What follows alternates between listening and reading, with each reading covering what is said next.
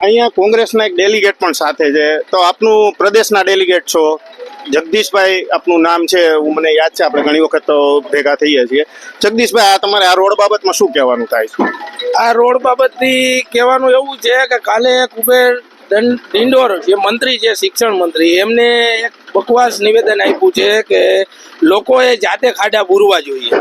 હવે લોકો જાતે ખાડા પૂરે તો એમને આપણે શું લેવા મંત્રીમંડળમાં બેસાડ્યા છે અને પ્રજાના પૈસે પગાર લઈ છે એ લોકો. તો અમારી એવી માંગ છે કે એ પોતે ખાડા પૂરવા આવે.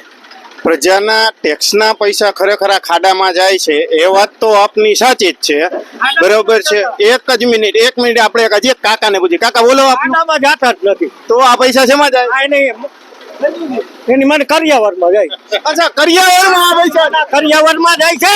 કાકા આપનું નામ કયો? હા, એની મને કરિયાવરમાં જાય. નામ કેશો કાકા? મારું નામ મનસુખભાઈ અકબરી. હા મનસુખ કાકા, ખરેખર એ કઈ પક્ષમાં નથી.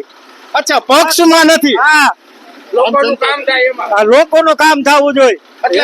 એટલે આ રોડ બાબતે તમારો રોષ તમે પ્રગટ કરો છો તો છે હેલ્મેટ